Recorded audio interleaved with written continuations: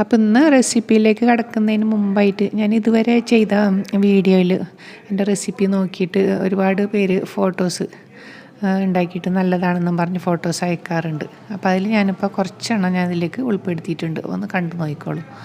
ബാക്കിയുള്ളത് ഞാനിപ്പോൾ ഇനി അടുത്ത വീഡിയോയിലൊക്കെ ചെയ്യുമ്പോൾ ഞാനിതുപോലെ ഇടുന്നതായിരിക്കും.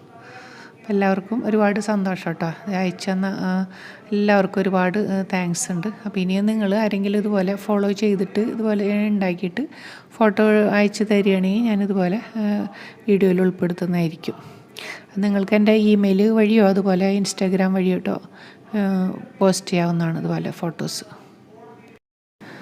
അതുപോലെ നിങ്ങൾ ആദ്യമായിട്ടാണ് എൻ്റെ ചാനൽ കാണുന്നതെങ്കിൽ നിങ്ങൾക്ക് ഈ വീഡിയോ ഇഷ്ടപ്പെട്ടിട്ടുണ്ടെങ്കിൽ തീർച്ചയായിട്ടും ഒന്ന് സബ്സ്ക്രൈബ് ചെയ്യാനും മറക്കരുതേ.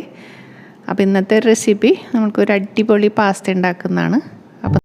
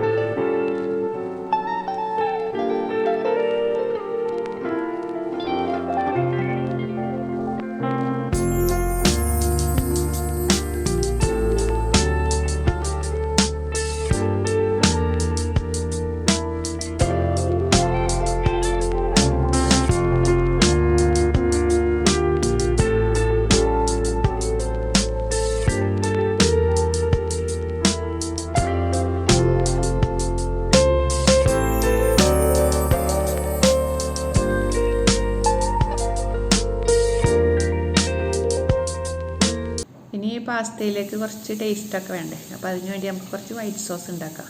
വൈറ്റ് സോസ് ഉണ്ടാക്കണം എപ്പോഴും ബട്ടറും പാലും മൈദയും ചേർത്തിട്ടാണ്.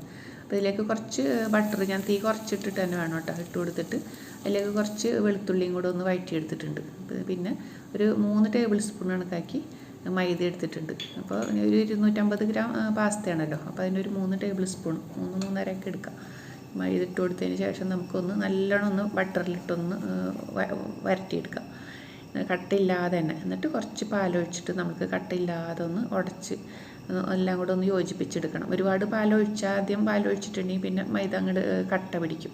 അപ്പോൾ ഇതുപോലെ കുറച്ച് പാലൊഴിച്ചിട്ടൊന്ന് കുറുക്കിയെടുക്കണം. എന്നിട്ട് ബാക്കിയുള്ള പാലും കൂടെ ഒഴിച്ചിട്ട് കട്ടയില്ലാതെ തന്നെ ഇളക്കി ചെറിയ തീയിലിട്ട്, തീ കൂട്ടി വെക്കരുത്, അപ്പോൾ പെട്ടെന്ന് അടുക്കി പിടിക്കും ഇത്.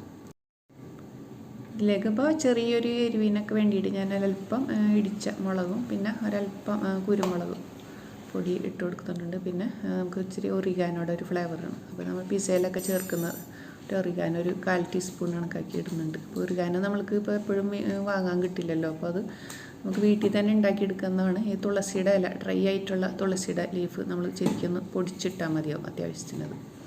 ഇതൊക്കെ ഒന്ന് കുറി വന്നപ്പോൾ ഞാനിപ്പോൾ ഇതിലേക്ക് കുറച്ച് ക്യാരറ്റ് കൊത്തിയരിഞ്ഞതും അതുപോലെ ക്യാപ്സിക്കം പിന്നെ കുറച്ച് കോണ് അതുണ്ടെങ്കിൽ ഇട്ട് കൊടുത്താൽ നല്ലതാണ്. അപ്പോൾ അതും കൂടെ ഇട്ട് കൊടുക്കുന്നുണ്ട്. എന്നിട്ട് ഇതൊന്ന് ജസ്റ്റ് ഒന്ന് തിളപ്പിച്ചെടുക്കാൻ മതി. പാസ്ത ഒന്നും നമ്മളിപ്പോൾ എപ്പോഴും ഉണ്ടാക്കാറില്ലല്ലോ. അപ്പോൾ ഉണ്ടാക്കുമ്പോൾ കുറച്ച് ടേസ്റ്റിൽ ബട്ടറൊക്കെ ചേർത്തിട്ട് ഉണ്ടാക്കിയാൽ നല്ലതാണ്. ഞാനിതിലേക്ക് പാകത്തിന് ഉപ്പും ചേർത്തിട്ട് ഇതൊന്ന് കുറുക്കിയെടുക്കുന്നുണ്ട്. അപ്പോൾ കുറച്ചും കൂടെ ഒന്ന് ടേസ്റ്റ് ഫ്ലേവറിന് കൂടാൻ വേണ്ടിയിട്ട് ഞാൻ അല്പം കൂടെ ബട്ടർ ഇട്ട് കൊടുക്കുന്നുണ്ട്. ഇപ്പോൾ നിർബന്ധമില്ല കേട്ടോ.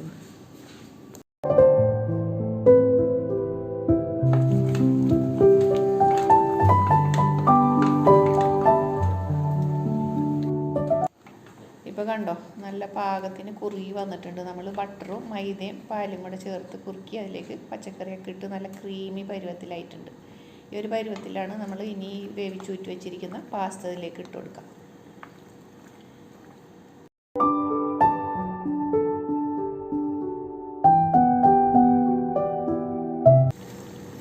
ഇനി പാസ്തയിലേക്ക് കുറച്ച് ടേസ്റ്റൊക്കെ കൂടണ്ടേ. അപ്പോൾ അതിന് വേണ്ടിയിട്ട് നമ്മൾ ചീസ് കുറച്ചിട്ട് കൊടുക്കുന്നുണ്ട്. ഞാനിവിടെ മൊസറല്ല ചീസാണ് ഇടുന്നത് കേട്ടോ. നിങ്ങൾക്ക് ഏത് ചീസ് വേണമെങ്കിലും ഇട്ട് കൊടുക്കാം. പാസ്ത ശരിക്കും നമ്മൾ വെറുതെ വെള്ളത്തിൽ വേവിച്ചിട്ട് കഴിച്ചാൽ ഒരു ടേസ്റ്റ് ഉണ്ടാവില്ല. അപ്പോൾ അതിന് വേണ്ടിയിട്ടാണ് നമ്മളിപ്പോൾ ബട്ടറും വൈറ്റ് സോസും അതുപോലെ ചീസൊക്കെ ചേർത്തുണ്ടാക്കണം. അപ്പോൾ കുട്ടികൾക്കൊക്കെ വലിയ ഇഷ്ടപ്പെട്ടൊരു ഐറ്റമാണ് ഇതല്ലേ. അപ്പോൾ മൊസറല്ല ചീസ് ചേർത്തുകൊണ്ട് തന്നെ അത് നല്ല വലിഞ്ഞ് കണ്ടോ പിസയിൽ ചേർക്കുന്ന ഒരു ചീസല്ലേ ഇത്. അപ്പോൾ നമുക്ക് ഇഷ്ടപ്പെട്ട ഏത് ചീസും ചേർക്കാട്ടെ. എന്തായാലും ചീസ് ഇട്ട് ഉണ്ടാക്കുമ്പോഴാണ് ഇതിന് ടേസ്റ്റ്. അതെപ്പോഴും നമ്മൾ പാസ്റ്റ ഒന്നും ഉണ്ടാക്കില്ലല്ലോ. അപ്പോൾ ഉണ്ടാക്കുമ്പോൾ അത് കുട്ടികൾക്കൊക്കെ വലിയ ഇഷ്ടപ്പെട്ടൊരു ഐറ്റം തന്നെയല്ലേ. അപ്പോൾ ഉണ്ടാക്കുമ്പോൾ നന്നായിട്ട് ഉണ്ടാക്കിയിട്ട് കഴിക്കാം. ചൂടോടുകൂടി തന്നെ സെർവ് ചെയ്യാം.